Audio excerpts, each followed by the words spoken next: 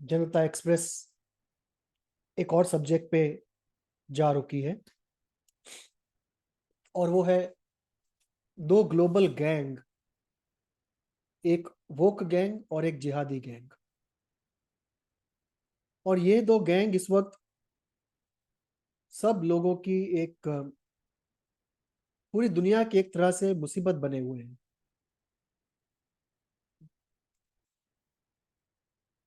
दोनों ही gang global हैं, दोनों ही गैंग्स के पास काफी पैसा है, पावर है, और चाहे वो हिंदू राष्ट्र चाहने वाले लोग हों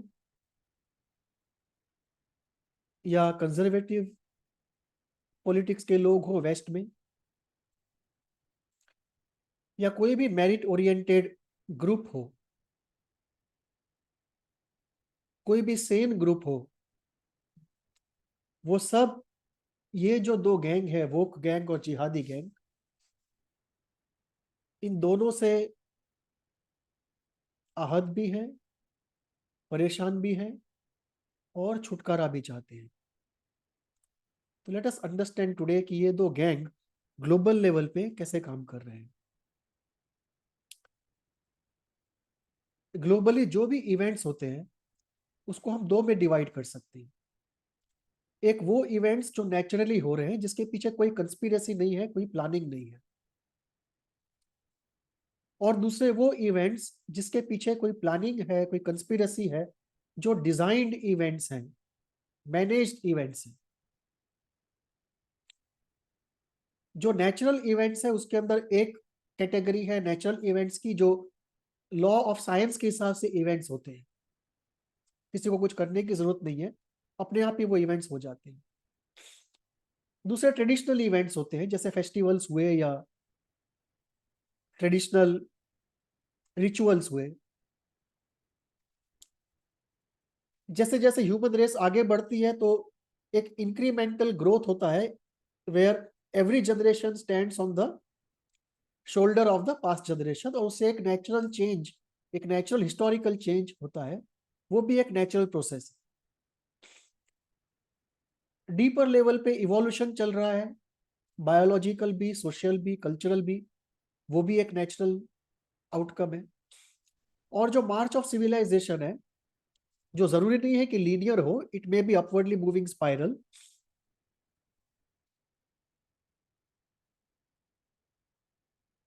and the upwardly moving spiral may be a part of a larger cyclical process.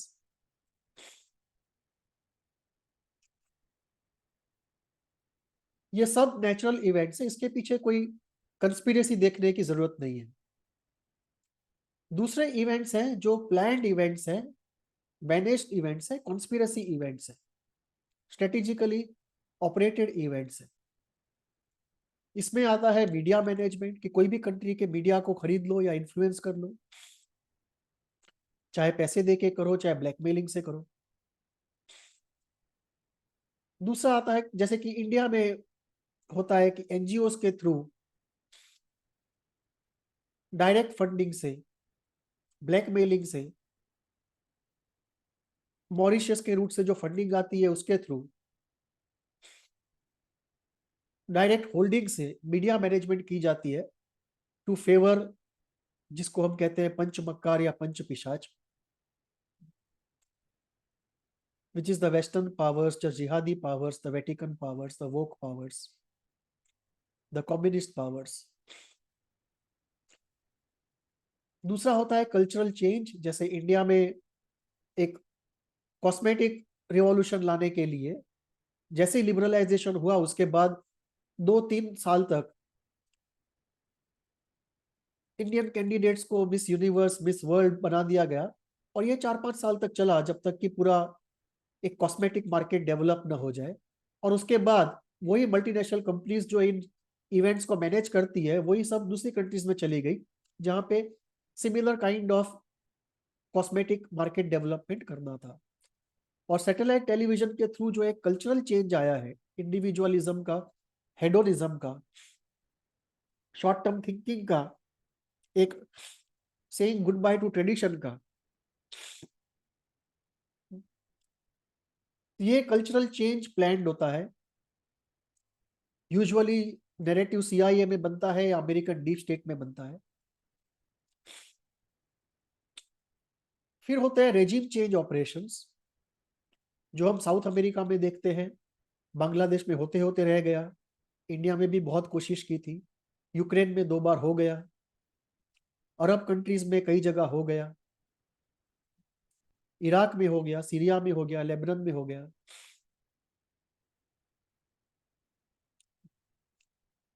Syria में रजीम चेंज तो नहीं हो पाया, पर एक इसके कहते कंट्री चेंज हो गया।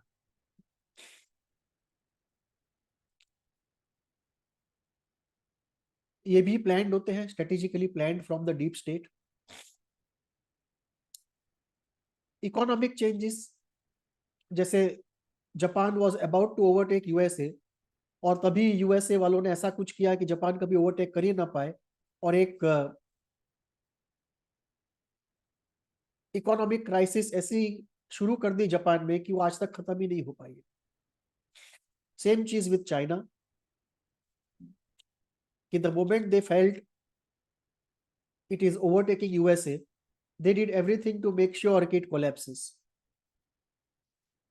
तो ये भी एक प्लान्ड इकोनॉमिक चेंज होता है कि एक लेवल तक किसी को ले आते हैं, मिडिल इनकम लेवल तक, उसके ऊपर नहीं आने देते, फिर दूसरी जगह चले जाते हैं। Academic and NGO narrative, academics में यूएसए से सब कुछ रिलीज होता है कि अभी पेट्रियार्की पे पेपर्स लिखो, कॉन्फ्रेंसिस करो और टेक्स्ट बुक्स में ला दो, उसके बाद फेमिनिज्म को ला दो, उसके बाद दलित मूवमेंट को ला दो, उसके बाद किसी और चीज को ला दो, उसके बाद वोकिज्म को ला दो। तो ये एक एकेडमिक और एनजीओ का जो नैरेटिव चेंज होता है कि एनजीओ एक पर्टिकुलर तरीके से काम करती है, जैसे प्राइड परेड्स है, होमोसेक्सुअलिटी है, फेमिनिज्म है, तो एक एजेंडा दिया जाता है एकेडमिक सेना को और एनजीओ सेना को, और ये भी प्लान है, स्ट्रेटेजिकली गवर्नड है, और लार्जर स्ट्रेटेजिक प्लान का एक हिस्सा है, जिसको हम कहते हैं फिफ्थ जनरेशन वॉरफेयर, कि without invading a country, without having a hand to hand fight, you introduce regime change or country change from inside, you conquer without fighting. Geopolitical change लाया जाता है अलायंसेस बना के, किसी को उठा के किसी को गिरा के, और ग्लोबल आइडियोलॉजिकल चेंज लाया जाता है बाय अनलिशिंग आउट और नैरेटिव 360 डिग्री, कि वही नैरेटिव एकेडमिक्स में होता है, वही मीडिया पे होता है, वही जुडिशरी में होता है, और धीरे धीरे जब वो सभी तरह से 360 डिग्री अटैक होता है उस नैरेटिव का, तो फिर वो नैरेटिव अपने आप को एस्टैब्लिश कर लेता है। अभी जैसे वोकिज्म चला था पिछले 10-20 साल से, जो अभी पहली बार कह सकते हैं कि ब्रेक तो नहीं लगाई है पर क्लच दबाया है। अभी तक 20 साल में वो रोल आउट हुआ था वोकिज्म, और वेस्टर्न कंट्रीज को पूरा कैप्चर कर लिया, और ईस्टर्न कंट्रीज को शुरुआत ही हुई थी, और वेस्टर्न कंट्रीज के अंदर उनके डीप स्टेट में जो नॉन वोक लोग थे वो जीत गए, वोक लोग तो साइड कर दिया और इसको अरेस्ट कर लिया। तो एक ग्लोबल आइडियोलॉजिकल चेंज ये भी प्लान तरीके से पूरे वर्ल्ड में एक ग्लोबल मूवमेंट की तरह रोल आउट होता है। ये कौन कर सकता है इस तरह की प्लान्ड चीजें? इस तरह की ग्लोबल प्लान रोल आउट्स वही कर सकते हैं जिसके पास इंटेलेक्ट है, मनी है, पावर है। इन तीनों के बिना आप कोई भी ग्लोबल नैरेटिव रोल आउट नहीं कर सकते। इसके अलावा इनके पास आइडियोलॉजिकली कमिटेड लोग चाहिए जो इंटेलेक्चुअली ड्रिवन हो, जो पूरा कंसेप्चुअल एडिफिस क्रिएट करे इस नैरेटिव का, एकेडमिक्स में, मीडिया में, बुक्स में, सब जगह पे, कॉन्फ्रेंसिस में। और आपके पास एक दूसरी लेयर हो उन लोगों की जो इसके लिए सेक्रीफाइस करने के लिए, लड़ने के लिए, मरने के लिए तैयार है। एक सेकेंड लेयर है। और हर कंट्री के अंदर एक सेंट्रल ग्रुप होता है जो जियो पॉलिटिक्स पे ध्यान देता है, चाहे वो डिफेंस मिनिस्ट्री और फॉरेन मिनिस्ट्री में हो, चाहे वो जैसे इंडिया में है cabinet committee on political affairs हो, या अमेरिका की तरह पेंटागन हो, बट हर कंट्री में जो भी स्टेबल कंट्री है और जो बड़ा है, large enough to have the institutional mechanisms in place, हर कंट्री में एक डीप स्टेट होता है। ये डीप स्टेट अलग अलग कंट्रीज में अलग अलग तरह से होता है। मोस्ट कॉमन है कि जो लॉन्ग स्टैंडिंग पॉलिटिशियंस हैं और लॉन्ग स्टैंडिंग ब्यूरोक्रेट्स हैं, इनका मिक्सचर है। पर अलग भी हो सकता है। मैंने डीप स्टेट के ऊपर एक अलग डिस्कशन किया हुआ है कि कितने तरह के डीप स्टेट्स हो सकते हैं। पास्ट में अमेरिका, चाइनीज और रशियन डीप स्टेट्स हुआ करते थे। 1950 से अगर हम देखें 90s तक, 1950 टू 1990, तीन डीप स्टेट ग्लोबली बात किया जाता था: American deep state, Russian deep state, Chinese deep state. उसमें भी प्राइम थे American deep state and Russian deep state. इस वक्त अमेरिकन डीप स्टेट जो है वो सबसे पावरफुल है और उसके नजदीक कोई भी नहीं है। चाइनीज डीप स्टेट बहुत ही अनस्टेबल है इस वक्त because of events at the top of communist party of China. और अमेरिकन डीप स्टेट और चाइनीज डीप स्टेट के अंदर वो लेफ्टिस्ट हैं जो रशिया के फॉल के बाद भी कुछ अपने आप को चेंज नहीं कर पाए, जिनका कम्युनिज्म की तरफ जो झुकाव है वो इंटेलेक्चुअल कम और पैथोलॉजिकल ज्यादा है। मैं इनको लेफ्ट ओवर्स कहता हूं। तो आज जो ग्लोबल लेफ्ट है उसको मैं ग्लोबल लेफ्ट ओवर्स कहता हूं। तो ग्लोबल लेफ्ट ओवर्स का एक ग्लोबल डीप स्टेट बन गया है जो प्राइमरली सेंटर्ड यूएसए, यूके और फ्रांस में है। और वैसे ही एक ग्लोबल जिहादी डीप स्टेट है जो सेंटर्ड पाकिस्तान में है। तो पाकिस्तान से वो इंटेलेक्चुअल प्लानिंग होती है, पेट्रो डॉलर से पैसे आते हैं और एग्जीक्यूशन वेस्टर्न कंट्रीज में हो रहा है। तो it is a way to take over the west from inside. और जो ग्लोबल वोक ग्रुप है उसने अपने अंदर ग्लोबल लेफ्ट ग्रुप को इनकॉर्पोरेट कर लिया, या ये कहना चाहिए ग्लोबल लेफ्ट ग्रुप आज अपने आप को ग्लोबल वोक ग्रुप के हिसाब से रीब्रांड करके सामने आया है। और ये शुरू हुआ था एलजीबीटीक्यू ग्रुपिंग से। एक नॉर्मल भाषा में उसको हम एक होमो लेस्बो ग्रुप कह सकते हैं। और यही शुरुआत इससे करके पहले फेमिनिज्म से शुरुआत की, पहले पेट्रियार्की की शुरुआत की, फिर फेमिनिज्म पे आए। उसके बाद ये होमो लेस्बो एलजीबीटीक्यू मूवमेंट चलाया और फिर उसको ट्रांस मूवमेंट में ले जाके एक पूरी वो मूवमेंट मैच्योर कर दी। तो इस वक्त जो है दो कोर डीप स्टेट्स हैं और ये डीप स्टेट्स ग्लोबल गैंग्स हैं, एक ग्लोबल जिहादी गैंग और एक ग्लोबल वोक गैंग। और आज हम इसके ऊपर चर्चा करेंगे। पहले हम समझते हैं कि ग्लोबल वोक ग्रुप क्या है, इसका जेनेसिस क्या है। जेनेसिस है इसका डिस्क्रिमिनेशन में कि लेस्बियन होमोसेक्सुअल ओरिएंटेशन के साथ जो भी डिस्क्रिमिनेशन था, जिसकी वजह से ये ओरिएंटेशन वाले लोग एक discriminated, victimized, lonely, dissatisfying and wasting life की एक जीवन जी रहे थे। वहां से इसकी शुरुआत हुई। तो शुरुआत हुई थी फ्रॉम अच्छे तरीके से, it was a seeking for justice. उसके बाद में एक ग्लोबल नेटवर्किंग हुआ कि all those who were seeking justice from across the world they got together. और उसके बाद कंसोलिडेट होके एक ग्लोबल वोक ग्रुप बना और फिर वो लॉन्ग टर्म प्लानिंग शुरू हुई, how to create a new world where orientation minorities or any form of minorities feel themselves at home। और यहां से शुरुआत हुई। पहले एक फिलोसॉफिकल हाईजैक हुआ। फिलोसॉफिकल हाईजैक हुआ पोस्ट मॉडर्निज्म से, कि जहां पे रैशनैलिटी, ऑब्जेक्टिविटी को गुड बाय कर दिया गया। फिर आया मीडिया हाईजैक, फिर क्रिएटिव इंडस्ट्री का हाईजैक। और वो इसलिए हुआ क्योंकि एकेडमिक्स में मीडिया में और क्रिएटिव इंडस्ट्री में एलजीबीटीक्यू परसेंटेज वाइज काफी ज्यादा थे और कमांडिंग पोजीशंस पे थे। सॉरी।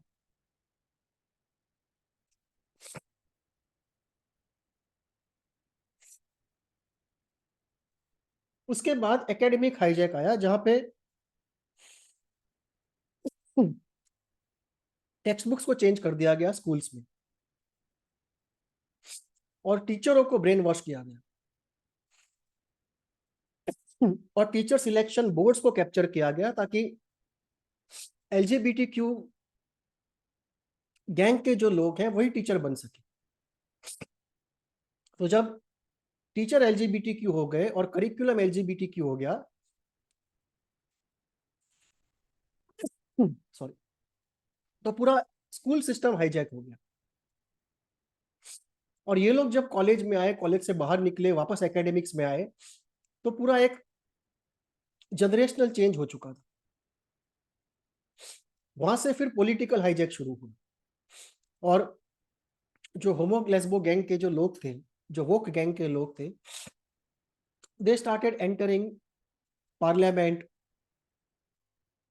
गवर्नर जॉब्स, और इनके साथ रहना, इनको वोट देना, इनका समर्थन करना, इनके सामने कुछ ना बोलना, ये एक नई पॉलिटिकल मोरालिटी के हिसाब से एस्टैब्लिश किया गया। नैरेटिव रोल आउट के पार्ट के हिसाब से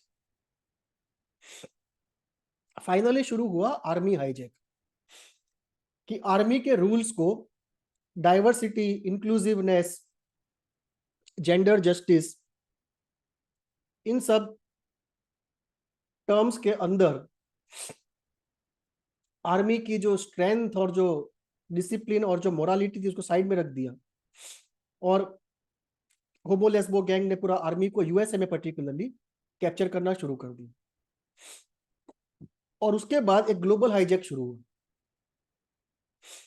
और सबसे बड़ा हाईजैक जो हुआ वो यूके में हुआ। और यूके में इसलिए क्योंकि वहां पे होमो लेस्बो गैंग, वोक गैंग और जिहादी गैंग सब एक साथ आ गए और यूके के पॉलिटिशियन जो थे वो बिक चुके थे, पहले चाइनीज पैसों के सामने और फिर जिहादी पैसों के सामने। और तब जो हाईजैक था वो ट्रांसनेशनल बन गया।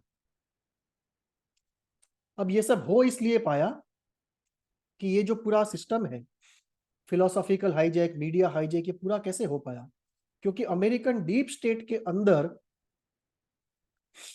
जो अमेरिकन गवर्नेंस सिस्टम है, डिफेंस मिनिस्ट्री, स्टेट डिपार्टमेंट और पेंटागन और थिंक टैंक, वहां पे जो डीप स्टेट है, जो सबसे पावरफुल लोग हैं अमेरिका के, वहां पे होमो लेस्बो गैंग की मेजोरिटी आ गई थी।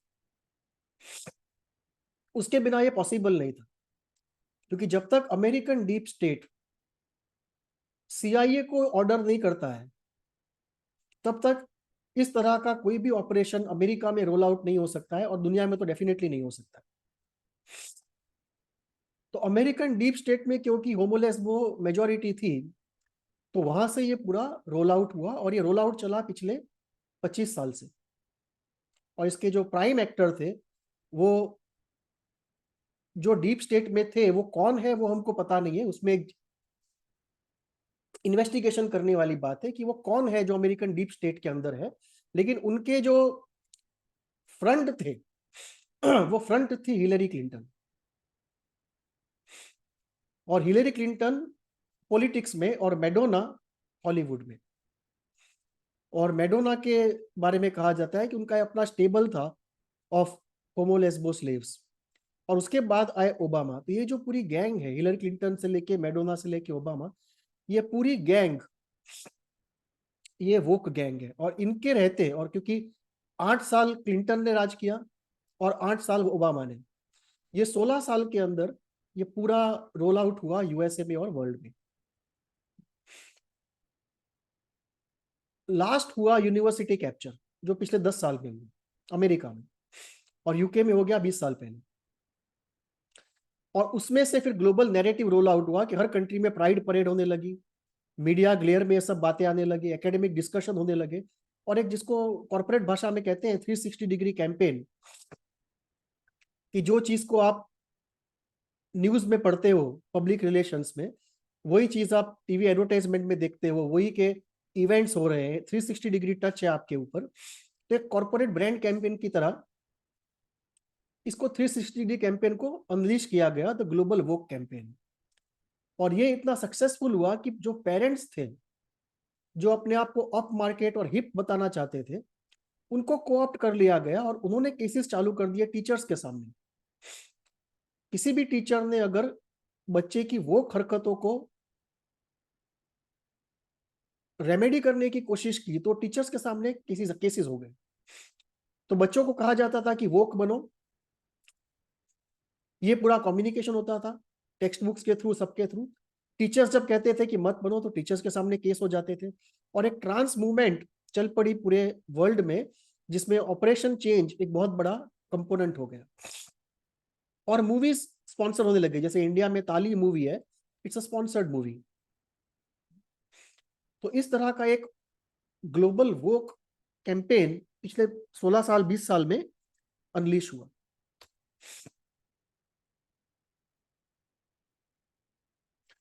इसको उन्होंने सस्टेन कैसे किया? सस्टेन उन्होंने किया पहला इमिग्रेशन से, कि इमिग्रेशन ओपन करके इलीगल इमिग्रेशन को लीगल बनाना और वोट लेना। तो ये एक वोट कैप्चर मशीन हो गया वोट लोगों का। दूसरा था कैंपस स्लेव्स। कैंपस स्लेव्स मतलब उन लोगों को एडमिशन दो कॉलेजेस में जो आपको पता है कि जिनकी इंटेलेक्चुअल कैपेबिलिटी नहीं है कोर्स कंप्लीट करने की। तो वो लोग जब कोर्स कंप्लीट करके बाहर निकलेंगे तो डेफिनेटली उनको मार्केट में कोई जॉब नहीं मिलेगा, तो वापस कैंपस पे आएंगे और रिसर्च असिस्टेंट, टीचिंग असिस्टेंट बन जाएंगे। तो वो एक हमेशा के लिए कैंपस स्लेव्स बन जाते हैं। उनको फिर आइडियोलॉजी में कन्वर्ट किया जाता। तो ये दो प्राइम उनके गोल्स थे, टूल्स थे। और ग्लोबल स्प्रेड हुआ इस रोल आउट का by installing woke heads of state. Germany में मार्केल, कनाडा में ट्रूड्यू ट्रूडियो, और न्यूजीलैंड में I forget the name of the PM, there was a lady, a complete woke lady. जब Trump आया तो ये इस पूरी रोल आउट को एक झटका लगा और कंजर्वेटिव वेकअप होना शुरू हुए। और कंजर्वेटिव मीडिया जो पहले स्ट्रगल कर रहा था, उसको एक आजादी की सांस मिली। और जो आइडियलिस्टिक एकेडमिक्स थे, जो वोक एकेडमिक्स से परेशान हो गए थे, वो हिम्मत करके खुल के बोलने लगे, स्पेशली सोशल मीडिया में, क्योंकि मीडिया तो उन्होंने कैप्चर कर रखा था। उसके बाद यूएसए चाइना का स्ट्रगल हुआ, और यूएस चाइना के ट्रंप के टाइम पे, उसके बाद इलेक्शन के बाद जो कैपिटल हिल कैप्चर हुआ और जो इमिग्रेशन का जो पूरा डिजास्टर हुआ यूएसए में, तब जाके उसमें जो लोगों ने देखा कि इलीगल इमिग्रेंट्स को 5 स्टार होटल और खुद के सिटीजन्स को होमलेस ऑन द स्ट्रीट्स। तो ये जब हुआ तो डीप स्टेट अमेरिका का पहली बार वेकअप हुआ, और डीप स्टेट के अंदर चर्निंग हुई, और जो वोक लोग थे उनको निकाला गया, और जो कंजर्वेटिव्स थे उन्होंने वापस डीप स्टेट को अपने हाथ में ले लिया। और उसके बाद ट्रंप गेव देम होप, और डीप स्टेट का स्ट्रगल शुरू हुआ to reclaim what they have lost, because they realise they had done a mistake. तो उसके बाद डीप स्टेट ने करेक्शन करना शुरू किया, और वो जो करेक्शन किया उसमें फंड्स देना शुरू किया to conservative groups, to social media channels which are against wokism. New Zealand के पीएम को हटाया गया। ट्रूड्यू जाने वाला है, इसका I don't know how to pronounce Trudeau और Trudeau, whatever it is. Justin is a much better thing to pronounce. So Justin will be the next to गो।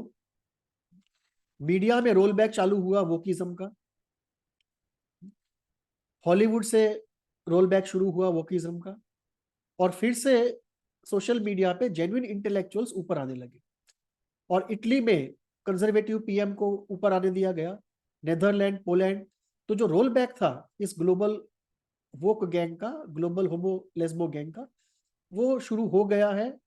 और बहुत in 5 years time we should see almost complete roll back. तो ये एक कहानी है एक global gang की, और ये गैंग इंडिया में भी काफी पावरफुल है। अब दूसरा गैंग देखते हैं, जिहादी गैंग। इस्लाम और कम्युनिज्म में एक चीज कॉमन है कि दोनों नेशन स्टेट को नहीं मानते, दोनों ग्लोबल कम्युनिटी को मानते हैं। और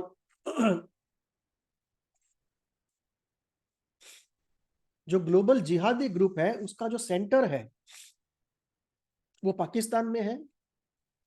सेंट्रल सेमिनारीज जो है इजिप्ट में, ईरान में, सऊदी अरेबिया में, इंडिया में, यहाँ पे है, लेकिन कोर पाकिस्तान में। और पेट्रो डॉलर्स इनका फंडिंग है। पहले ये शुरू हुआ था, यूएसए ने खुद ही किया था अफगानिस्तान में। और यूएसए ने आइडियोलॉजी प्रोवाइड की, लोग ढूंढ के आए पूरी दुनिया से, ऑर्गेनाइज किया, वेपन्स दी, ट्रेनिंग दी। और एक जिहादी ग्रुप का एक तरह से फाउंडेशन यूएसए ने ही रखा है। लेकिन ये फाउंडेशन रिसेंट टाइम्स में यूएसए ने रखा है। हिस्ट्री में जाएं तो ये एक ओल्ड हिस्टोरिकल फैक्ट है कि a global jihadi group always existed.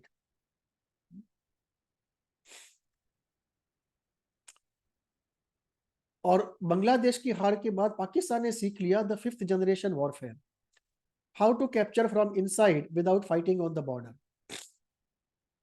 और उसमें पाकिस्तानी ब्रेन, पेट्रोमनी, ये सब अराउंड 70 तक प्लान बन गए और रोल आउट हो गया ग्लोबली। पहला इसका कंपोनेंट था अफ्रीकन कन्वर्जन, कि जो 1970 में अफ्रीका में कन्वर्जन हुए टू इस्लाम।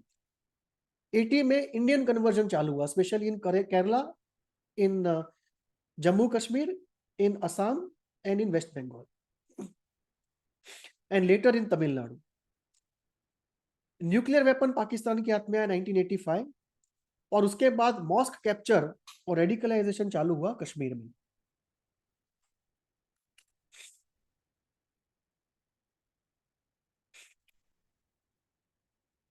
ये पहला पार्ट था ग्लोबल जिहादी गैंग का रोल आउट का। इसके बाद हुआ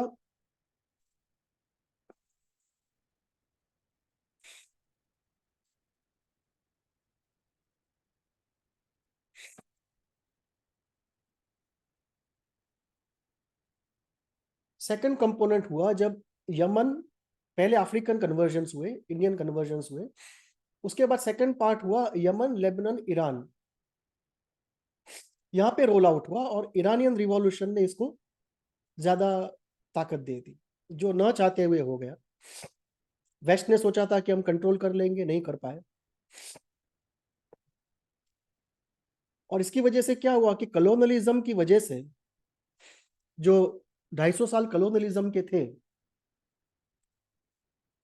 जिसमें यूके, फ्रांस और पोर्चुगल का राज था काफी बड़ी दुनिया पे,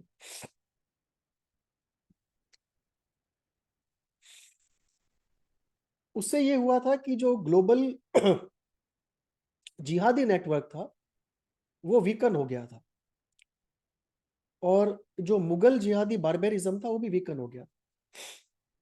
कोलोनियलिज्म के जाते ही ये फिर से एक्टिवेट हो गया। और ज्यादा एक्टिव नहीं था 70s तक, जब तक कि इसको इंटेंशनली रीइग्नाइट न किया गया हो।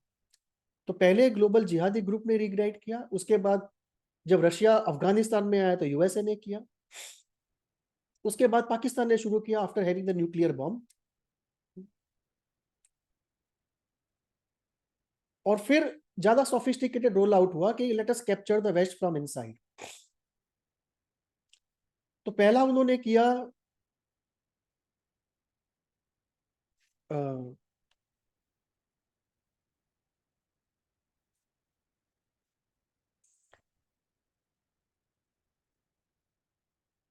पहला उन्होंने किया कैप्चर यूके की यूनिवर्सिटीज को।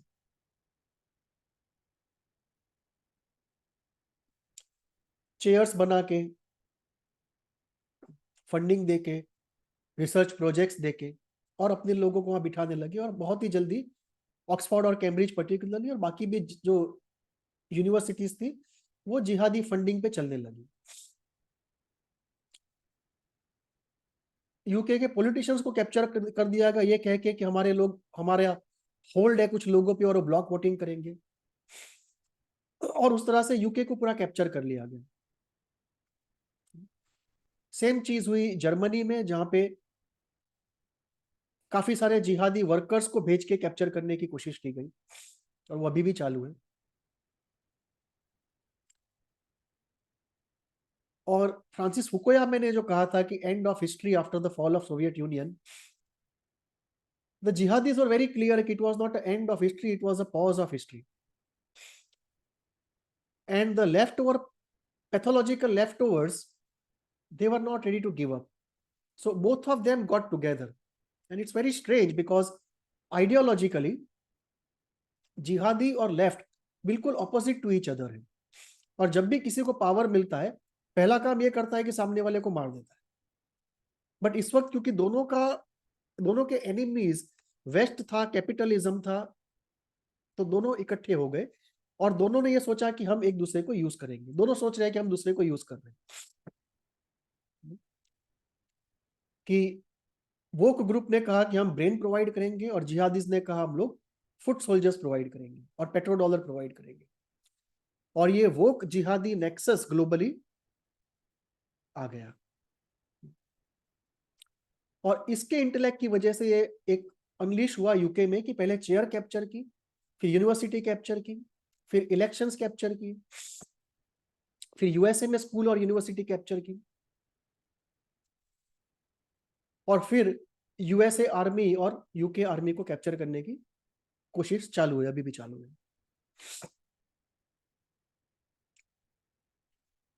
अब ये कैसे इकट्ठा हो गए, क्योंकि दोनों ही जिहादी ग्रुप और वोक ग्रुप, दोनों ही सिंगुलरिज्म के आउटकम्स हैं। पहले हमने बात की थी सिंगुलरिज्म वर्सेस प्लूरलिज्म, और सिंगुलरिज्म के जो आउटकम्स हैं उसमें सब वेस्ट की आइडियोलॉजीज हैं, including all the brahmanical thinking, और दोनों ही इसलिए टोटलिटेरियन है और मोनोक्रोमेटिकली फोकस्ड है।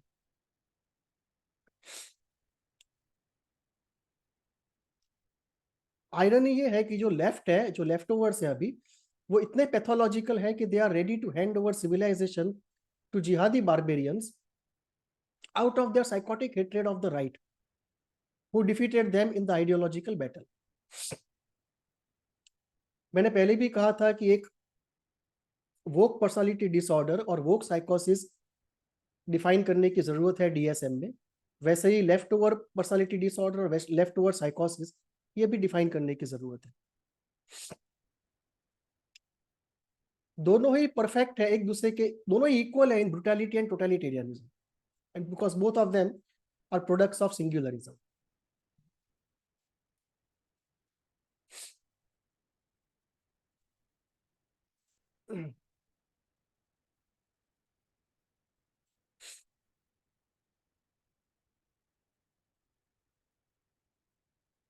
भारत में इसका मैनिफेस्टेशन कैसे है?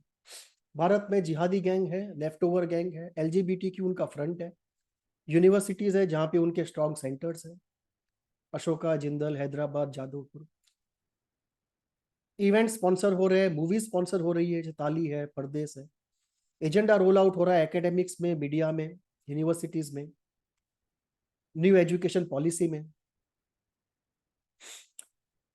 तकलीफ जो इनको हो रही है वो है कि हिंदू राष्ट्र जैसे अनरोल रोल आउट होता है हिंदू राष्ट्र, और मोदी जितना लंबा चलता है उनको तकलीफ है। राजीव मल्होत्रा जैसे लोग जिन्होंने इसको एक्सपोज कर दिया इन लोगों को, वो इनको लिए बहुत बड़े, एक कहे तो Rajiv Malhotra in India appeared like a Yamdut for both the movements with his two books, Breaking India 1 and Breaking India 2.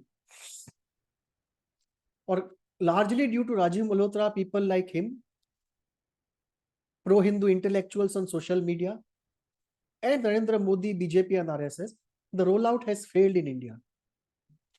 बीच में जो चला था वो रोल बैक हो गया. अब social media, general public wokeism में एक्सपोज्ड है. वोकिज्म पूरा एक्सपोज हो चुका है, उनकी कोई ग्रिप नहीं है, पावर सेंटर वीक हो रहे हैं, और people have started seeing them as crackpots and lunatics. तो वो जो रोल आउट था वो रोल बैक हो रहा है. और एक जिहादी वो युद्ध एक तरफ, उसके सामने जो विरोध कर रहे हैं वो धर्म युद्ध एक तरफ, इस तरह से हो गया है. और it has come to an extent where people are ready to have a new constitution, कि एक तरफ विधि का विधान और दूसरी तरफ संविधान. तो ऑब्वियस है कि लोग विधि के विधान की तरफ ही जाएंगे एंड नॉट टुवर्ड्स संविधान. तो रोल बैक शुरू हुआ है, लेकिन रिकैप्चर अभी भी बाकी है. अभी काफी जगह पे उनका स्ट्रॉन्ग होल्ड वोक गैंग का और जिहादी गैंग का अभी भी है. So we have just announced our entry into the battle. The real battle is yet to happen. Media, academia, film industry, NGO sector, deep state, schools, they all have to be detoxed from the woke virus. और ironically ये है कि जो जिहादी bacteria है वो ride कर रहा है on the underbelly of the woke virus. और if the woke virus is dealt with, the jihadi virus won't survive for long.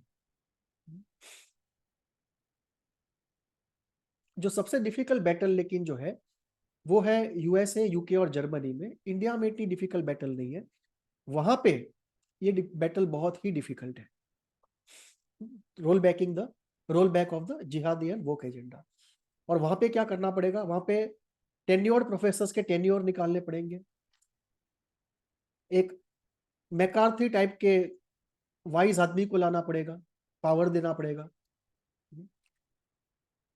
Universities का आइडियोलॉजिकल सैनिटाइजेशन करना पड़ेगा.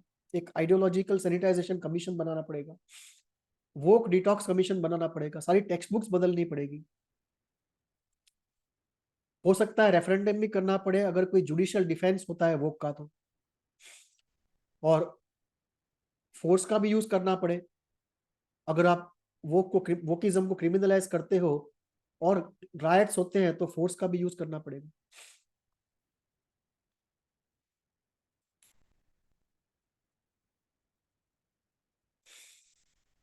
जो ओवर्ट और कोवर्ट वोक लीडर्स हैं उनके सामने यूज ऑफ फोर्स करना पड़ेगा. फुट सोल्जर्स के सामने फोर्स का यूज करना पड़ेगा. और एक कंप्लीट 360 डिग्री सोशल डिटॉक्स जो विदाउट फोर्स और पेन के नहीं हो सकता और विदाउट एक रुथलेस परसूट के नहीं हो सकता. एक नए मैकार्थी, वाइज मैकार्थी की जरूरत है. फॉर्चुनेटली इंडिया में हिंदू राष्ट्र, हिंदू कल्चर और हमने एक एनविजनिंग विजन फॉर हिंदू राष्ट्र के डिस्कशन किया था, वो सबके रहते हुए और given the state of society, culture, academia, economy, the movement on social media, fortunately ये दोनों ही आइडियोलॉजिकली हार गए हैं और एक रोल बैक शुरू हो गया. बहुत ही जल्दी, much before USA, UK, Germany, rollback will be complete in India. Thank you.